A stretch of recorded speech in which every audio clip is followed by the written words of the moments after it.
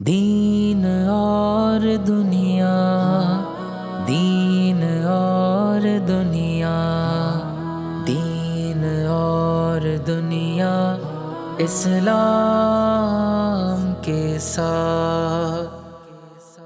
الحمد للہ رب العالمین والصلاة والسلام علی سید الانبیاء والمرسلین۔ ناظرین کرام، السلام علیکم ورحمۃ اللہ وبرکاتہ۔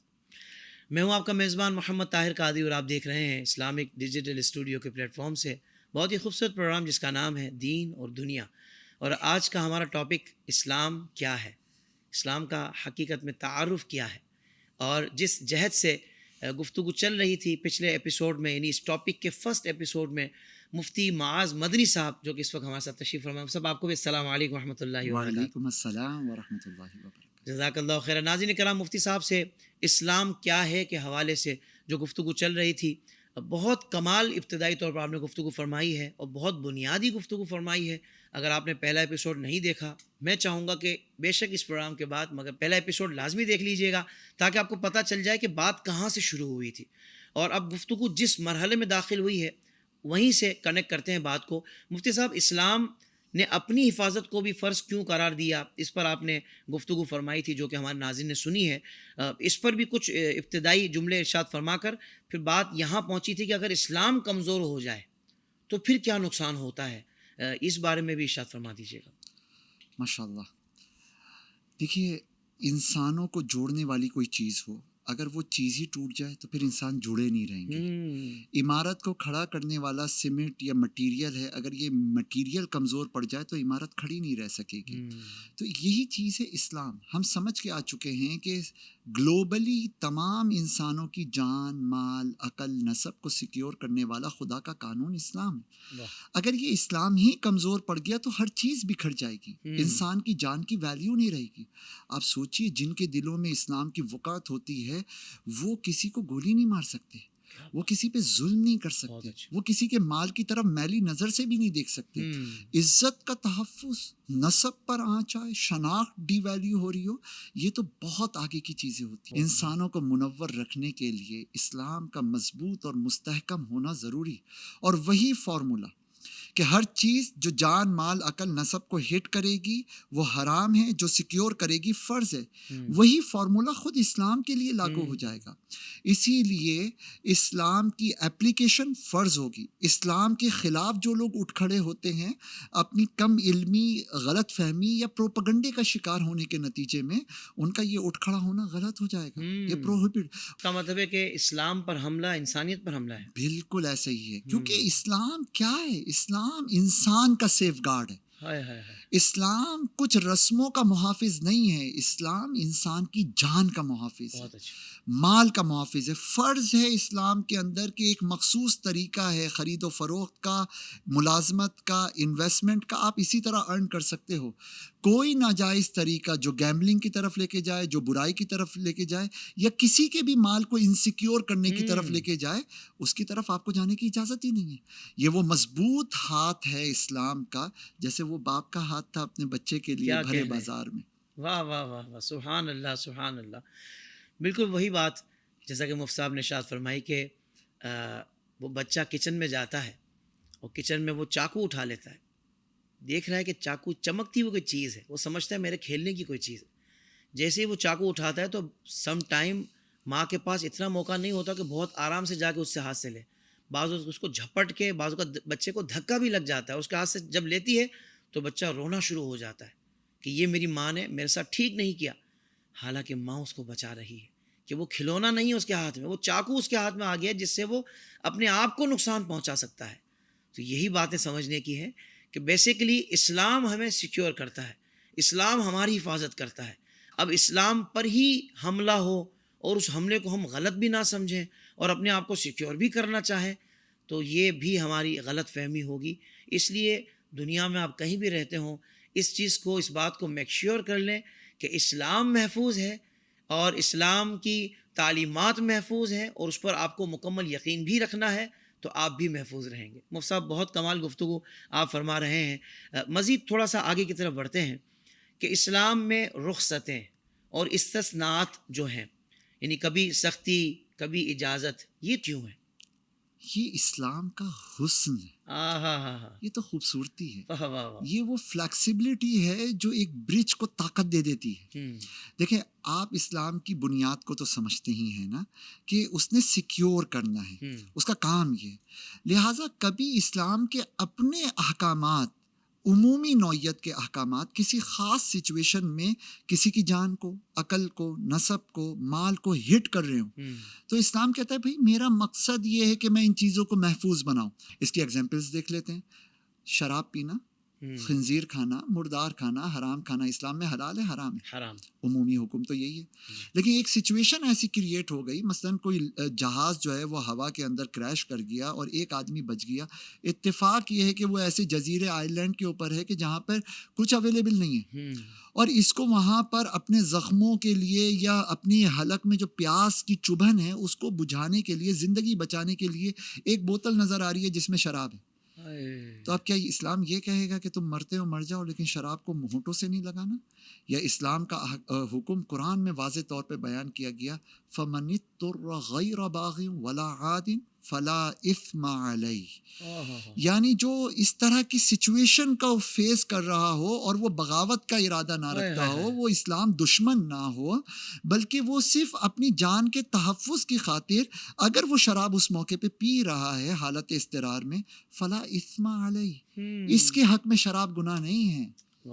یوں ہی مردار اگر وہاں پہ ہے اور کچھ ہے ہی نہیں، کہیں پہ وہ قید میں پڑا ہوا ہے، زنجیروں میں اٹکا ہوا ہے، اب کچھ تو جائے اندر، اس کے لیے اگر وہ 2 لقمے حرام کے منہ کو لگا لیتا ہے تو اسلام اس کی اجازت دیتا ہے۔ اسلام اذیت میں مبتلا کرنے کا نام نہیں ہے، اذیتوں سے نکالنے کے راستے کا نام ہے۔ کیا کہنے ہیں، واہ واہ واہ۔ اس کا تو کام ہی حفاظت کرنا ہے نا۔ جب آپ حفاظت کو طے کر لیں نا، اور خالی مسلمان کی حفاظت نہیں، ساری دنیا کی حفاظت۔ اللہ کے نبی رحمت للعالمین ہے، محض رحمت للمؤمنین نہیں ہے، تو اس کی وسعت بہت عمومی نوعیت کی ہے۔ اب دیکھیے حجاب اور حیا اسلام لازم کرتے ہیں، لیکن دوسری طرف اگر سچویشن ایسی ہے کہ کیجویلٹی کے اندر ایمرجنسی میں اتفاق ہے کہ اس وقت فیمیل ڈاکٹر اویلیبل نہیں ہے، لیکن حادثے کا شکار کوئی خاتون آ گئی، تو اس وقت اسلام یہ کہے گا کہ جو وہاں پر آن ڈیوٹی میل اسٹاف ہے وہ اب ان کو آپریٹ نہ کریں، ان کی پٹی نہ کریں، ان کے خون کو نہ روکیں، ایسا کہے گا؟ نہیں، اسلام کہے گا جان کو بچاؤ، یہ میرا فرسٹ آبجیکٹو ہے۔ اللہ اکبر، وہاں پہ اجازت ہوگی۔ اسی طرح کوئی ڈوب رہا ہے، اب ایک مرد ڈوب رہا ہے تو خاتون کو تیراکی آتی ہے تو وہ بچائے، کوئی اور اگر بچانے والا نہیں، لیکن جان بچانا ٹاپ پرائیورٹی۔ کیا کہنے ہیں صاحب، یہ کیا ہے؟ اسلام رستے بناتا ہے، وہ زندگی مشکل نہیں کرتا، زندگی کی مشکلات کو آسان بناتا ہے۔ اللہ اکبر۔ ایک آخری ایگزامپل اور لے لیں حافظ صاحب، آپ کو لطف آ جائے گا۔ ایک لمحے کے لیے آپ بھی سوچئے، میں بھی غور کرتا ہوں۔ اللہ تعالیٰ نے فرمایا لا تبطلوا اعمالکم، اپنے اعمال کو باطل نہ کرو۔ نماز شروع کر لی، اب آپ پر لازم ہے کہ مکمل کیجیے، لیکن اگر کوئی ڈوب رہا ہے، کسی کی جان جا رہی ہے، آپ بچا سکتے ہو۔ اسلام کہے گا کہ آپ اس مریض کو بچائیے، اپنی نماز کو وقتی طور پہ مؤخر کر دیجیے، آپ نماز کو درمیان سے چھوڑ دیجیے، لیکن ڈوبتے کا سہارا بن جائیے۔ پرائیورٹی۔ مفتی صاحب بہت خوبصورت آپ نے بات ارشاد فرمائی۔ میرے ذہن میں ایک پہلو یہ بھی آیا، جن چیزوں کی ممانعت ہے عام حالات میں، اور کسی خاص موقع پہ وہ کہتا ہے کہ نہیں آپ کر لیں، جان بچائیں، تو جو جان بچانے کے لیے ناجائز چیز کو بھی کسی لمحے کے لیے، کسی موقع کے لیے، کسی خاص وقت کے لیے جائز کر دیتا ہے، اب جو لوگوں پر ظلم کرتے ہوں، نام اسلام کا لیتے ہوں، اور جو ظلم کرتے ہوں، جو کسی کا حق مارتے ہوں اور جو کسی کو قتل کرتے ہوں، تو پھر ایسے لوگوں کے لیے اسلام کیا کہتا ہے، یعنی کیسی سزائیں ہوں گی، پھر ان کے ساتھ کیا معاملہ ہوگا؟ اللہ اکبر۔ ٹاپ پرائیورٹی ان 4 چیزوں کو سیو کرنا، اور ٹاپ کرائم وہ جو ان 4 چیزوں کو ہٹ کرے۔ مفتی صاحب گفتگو بہت پیاری ہو رہی ہے ماشاءاللہ، اور اب ہم پروگرام کے آخری مگر اہم ترین حصے میں آ چکے ہیں، کیونکہ سوال ہی ایسا ہے، ویسے تو اسلام ہر دور کے لیے مکمل ضابطہ حیات ہے، جو اسلام کی تعلیمات ہے، لیکن لوگ کہتے ہیں کہ بھائی جدید زمانہ اور اس میں اسلام کی تعلیمات اور اس کا امپلیمنٹ، بالخصوص امپلیمنٹ کے حوالے سے کبھی کبھی کچھ لوگ سوالات اٹھاتے ہیں کہ نہیں یہ کیسے اپلائی کریں، اب تو دور یہاں نکل گیا، اسلام کی یہ تعلیمات ہیں۔ تو میں چاہتا ہوں حضرت کہ آج کے دور میں اسلام کے اصول کیسے لاگو ہوتے ہیں، اس پر کلام فرما دیجیے۔ اللہ اکبر۔ یہ اسلام جب ہم کہتے ہیں نا دین فطرت ہے تو فطرت ہمیشہ برقرار رہتی ہے. آج کے دور میں بھی اسلام ویسے ہی نافذ ہوگا جیسے صدیوں پہلے نافذ ہوا تھا. واہ. یعنی دیکھیں دور بدلا ہے، انکار نہیں، لوگوں کے انداز بدل گئے، صبح و شام بدل گئی، سوشل ویلیوز کے اندر بہت ساری چینجنگ آ رہی ہیں، ڈیولپمنٹ کے اسٹائلز بدل گئے، لیکن انسان کی بنیادی ضرورتیں تو وہی ہیں. جان کو وہی حفاظت چاہیے، مال کو وہی سیکیورٹی چاہیے، عقل نسب کو وہی تحفظ چاہیے، اور اس کو سیکیور کرنے والے قانون کی وہی اپلیکیشن چاہیے. واہ واہ. جو پہلے تھا وہی آج ہے. ایسا تو نہیں کہ پہلے ہم منہ سے کھاتے تھے اب کہیں اور سے کھا رہے ہو. تو سمپل یہ ہے کہ سب چیزیں وہی ہیں. اسلام بھی اسی طرح سے اپلائی ہوگا، امپلیمنٹ ہوگا، اخلاق کے ذریعے، دعویٰ کے ذریعے سے، تربیہ کے ذریعے سے، ہر ایسپیکٹ میں. دیکھیں انڈیویجول ایسپیکٹ میں اور آپ اسلام کو انڈرسٹینڈ کریں اور فالو کریں. کلیکٹیولی اجتماعی سطح پر پولیٹیکل سائٹ ہو یا اکنامیکل سائٹ ہو یا سوشل سائٹ ہو، پوری سوسائٹی اسلام کو انڈرسٹینڈ کرے، اس کو فالو کرے، بس اسلام نافذ ہوتا چلا جائے گا. اسلام ہماری ہی زندگیوں کو سیکیور کرتی ہے اور کسی بھی سوسائٹی کے اصولوں کے تابع نہیں ہے. بالکل. یہ سوسائٹی فیصلہ نہیں کرے گی کہ بھائی اسلام پر کیسے عمل کرنا ہے. اسلام فیصلہ کر چکا ہے کہ ہر سوسائٹی کو کس طرح بننا ہے اور آگے بڑھنا ہے. کیا یہ ڈیسائیڈ ہو چکا ہے. بالکل ایسے. ڈیولپمنٹ کا مین ٹارگٹ کیا ہے؟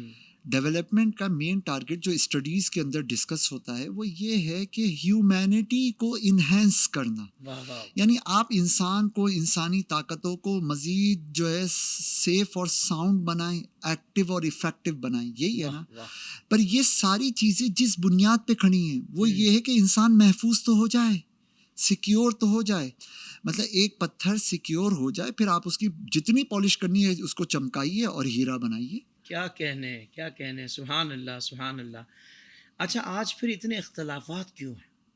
یہ بھی حضرت جب اسلام مکمل رہنمائی کر رہا ہے، ہر شعبے میں کر رہا ہے، ہر فرد کی کر رہا ہے، انفرادی طور پہ بھی کر رہا ہے، اجتماعی طور پہ بھی کر رہا ہے، پھر یہ اختلافات بے عملی کی وجہ سے ہے یا کم علمی کی وجہ سے ہے؟ یہ ارشاد فرما دیں.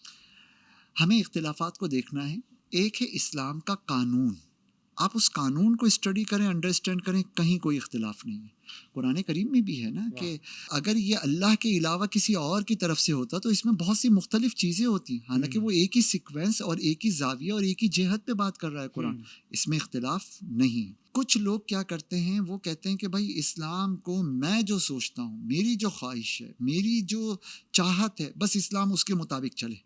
تو وہ بجائے اسلام کے سانچے میں ڈھلنے کے اسلام کو اپنے سانچے میں ڈالنے کی کوشش کرتے ہیں. جو مجھے سمجھ میں آیا ہے ایک تو وہی صحیح ہے اور اب لوگ اسی کو صحیح سمجھیں اور اسلام کے نام پہ صحیح سمجھیں، اسلام کے نام پر ہی صحیح سمجھیں. اسی لیے ہر ایک کھڑا ہو جاتا ہے، ایک چھوٹی سی آرگنائزیشن بناتا ہے اور کہتا ہے یہ ہے اسلام. کوئی دوسرا کھڑا ہو جاتا ہے، کوئی کہیں پہ کچھ، کہیں پہ کچھ.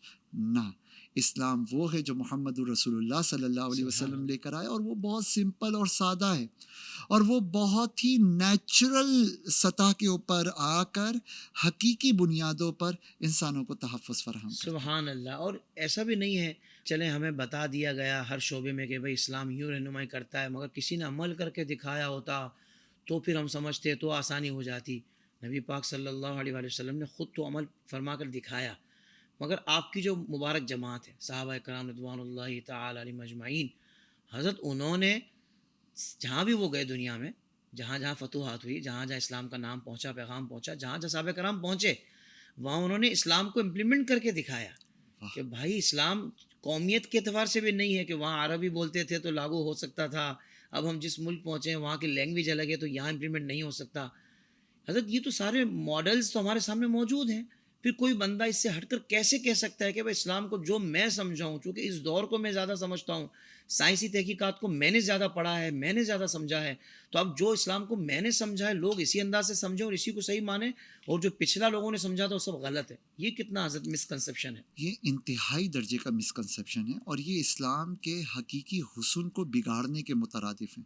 دیکھیں آپ بہت بڑے علامہ ہیں، آپ بہت بڑے فہامہ ہیں، آپ بڑے ماہر آدمی ہیں، لیکن جتنا آپ میں ٹیکنیکل سینس بڑھتا ہے نا، آپ کی ٹیکنیکلٹیز بڑھتی ہیں، باریکیاں، دقتیں نظری وغیرہ وہ بڑھتی چلی جاتی.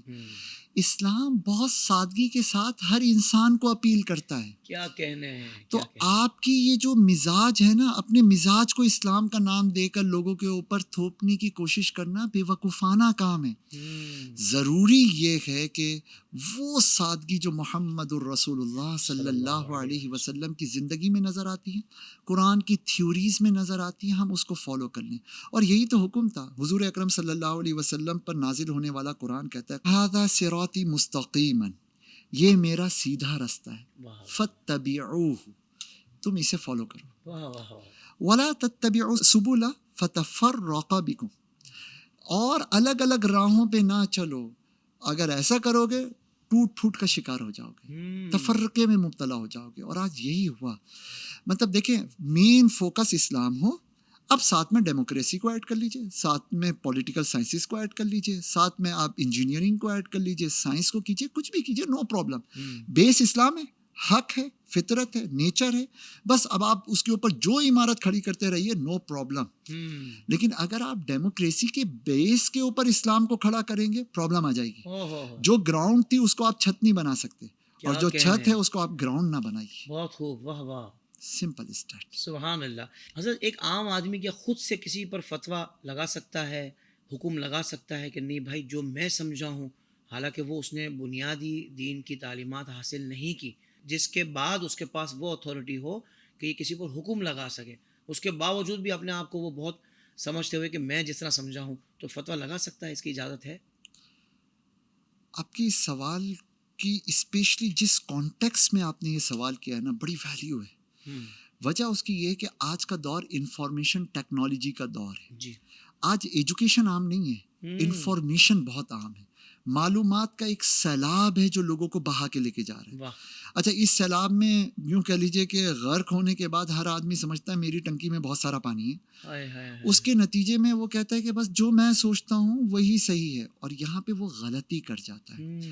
دیکھیے، کبھی بھی ایسا نہیں ہوتا کہ چیٹ جی پی ٹی کے سامنے بیٹھ کر ہم کہیں کہ سرجری کس طرح سے ہوتی ہے اور ہم کسی کا بھی چیرا کاٹی کرنا شروع کر دیں. ہم کسی بھی مرض کو کیور کرنے کے طریقے گوگل پہ سرچ کرنے کے بعد ایسا نہیں ہوتا کہ دوائیوں کی پرسکرپشن لکھنا شروع کر دیں. تو اسی طریقے سے یہاں پہ بھی ہے کہ کسی بھی سورس سے آپ نے جب تک ایکسپرٹ لیول پر علم حاصل نہیں کیا ہوا، آپ اتنا شعور ضرور حاصل کیجئے کہ اس علم کو، اس اسلام کو فالو کیسے کرنا ہے. لیکن آپ اس میں امام بن جائیں جبکہ امامت کے لیول پر آپ نہیں ہیں. آپ نے جب تک لیڈنگ پوزیشن کے لیے باقاعدہ اتھرائز جگہ سے ایک پراپر وے میں اجازت حاصل نہیں کی ہے، آپ لیڈر بن جائیں تو کس طرح آپ قوم کو صحیح پاتھ پہ لیڈ کر سکیں گے. لہٰذا آج بھی اسلام میں یہ دروازہ کھلا ہے کہ آپ فتویٰ دے سکتے ہیں، ٹھیک ہے، لیکن مفتی بننے کے بعد. واہ واہ. جیسے آج بھی آپ کے لیے، میرے لیے، آڈینس کے لیے سرجری کرنے کا دروازہ کھلا ہے، لیکن سرجن بننے کے بعد. واہ واہ واہ واہ. ہمارے بزرگوں کا جو طرز عمل رہا نا، وہ وہی رہا جو آج کل چارٹرڈ اکاؤنٹنسی والے اختیار کرتے ہیں کہ کچھ ماڈیولز کرنے کے بعد پھر وہ کہتے ہیں اب لیکچر والی پڑھائی بند، آپ جائیے کسی بھی کمپنی میں، کسی بھی فرم میں، اور وہاں پر امپلیمنٹ کیجئے جو کچھ آپ نے لرن کیا ہے. بہت اچھا. تو وہ انٹرنشپ کہہ لیں یا وہ ان کی اسٹڈیز کا حصہ ہے. جیسے دارالفتہ میں بیٹھ کر باقاعدہ تدریب کرنا، فتویٰ لکھنا ایک ماہر کے انڈر میں رہتے ہوئے، یہ ان کی پریکٹسز کا حصہ ہے. تو بالکل یہ پیٹرن ہمارے یہاں. اچھا، پھر ڈگری بھی اس کے بعد ہی ایوارڈ ہوتی ہے. تو عام طور پر جو ہمارا آتھورائزڈ ڈسپلن ہے وہ یہی ہے کہ پہلے پریکٹس، پھر جب ایک لیول آتا ہے تو پھر بزرگ اس کو سائن کر کے دیتے کہ ہاں بھائی اب یہ فتویٰ لکھے. سبحان اللہ، سبحان اللہ.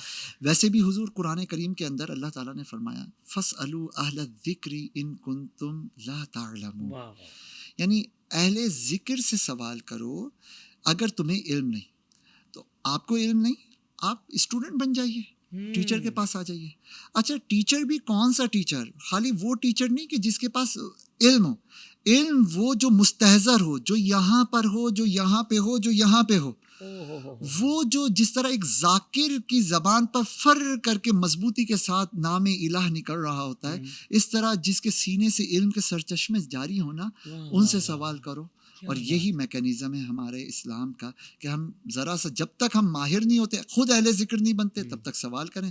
جب اہل ذکر بن جائیں تب تو ہمارے اندر یہ مزاج خود ہی پیدا ہو چکا ہوگا کہ بڑے اہل ذکر سے سوال یہ کریں. پوائنٹ ہے حضرت، تب مزاج وہ خود ہی پیدا ہو چکا ہوتا ہے اس وقت تک. یعنی کہ جو بہت زیادہ برتن بج رہا ہوتا ہے نا، یہ خالی ہوتا ہے اس لیے بج رہا ہوتا ہے.